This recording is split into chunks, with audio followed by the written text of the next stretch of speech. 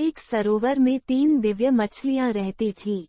वहां की तमाम मछलियां उन तीनों के प्रति ही श्रद्धा में बटी हुई थी। एक मछली का नाम व्यवहारिक बुद्धि था, दूसरी का नाम मध्यम बुद्धि और तीसरी का नाम अति बुद्धि था। अति बुद्धि के पास ज्ञान का असीम भंडार था। वह सभी प्रकार के शास्त्रों का ज्ञान रखती थी। मध्यम बुद्धि को उतनी ही दूर तक सोचने की आदत थी जिससे उसका वास्ता पड़ता था।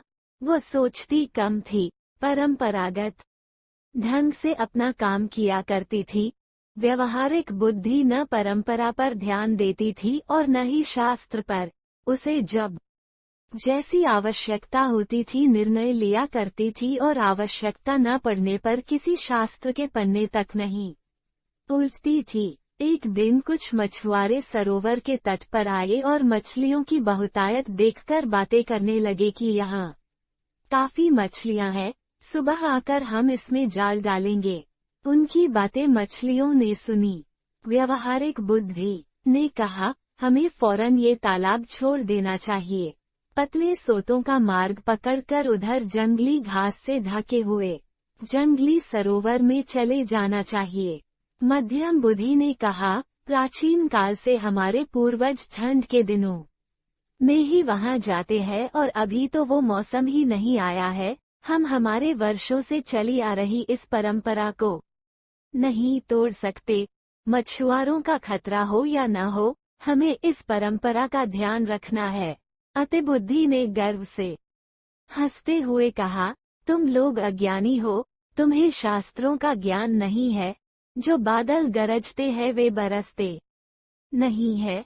फिर हम लोग 1000 तरीकों से तैरना जानते हैं। पानी के तल में जाकर बैठने की सामर्थ्यता है। हमारे पूंछ में इतनी शक्ति है कि हम जालों को फाड़ सकती है। वैसे भी कहा गया है कि सक्तों से घिरे हुए हो तो भी अपने घर को छोड़कर परदेश चले जाना अच्छी बात नहीं है। अव्वल तो वे मछुआरे आएंगे नहीं, आएंगे तो हम तैरकर नीचे बैठ जाएंगी, उनके जाल में आएंगे ही नहीं। 1-2 फांस भी गई तो पूंछ से जाल फाड़कर निकल जाएंगे। भाई, शास्त्रों और ज्ञानियों के वचनों के विरुद्ध मैं तो नहीं जाऊंगी। व्यवहारिक बुद्धि ने कहा, मैं शास्त्रों के बारे में नहीं जानती, मगर मेरी बुद्धि कहती है कि मनुष्य जैसे ताकतवर और भयानक शत्रु की आशंका सिर पर हो तो भागकर कहीं छुप जाओ। ऐसा कहते हुए वह अपने अनुयायियों को लेकर चल पड़ी।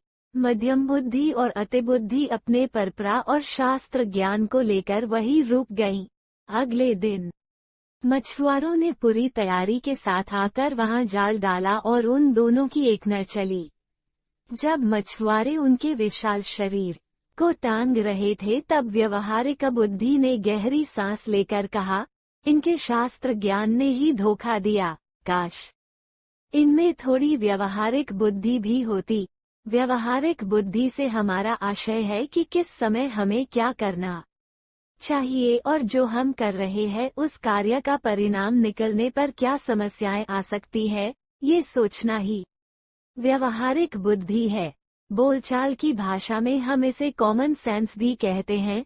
और भले ही हम बड़े ज्ञानी ना हों, मोटी मोटी किताबें ना पढ़ी हों, लेकिन हम अपनी व्यवहारिक बुद्धि से किसी परिस्थिति का सामना आसानी से कर सकते हैं।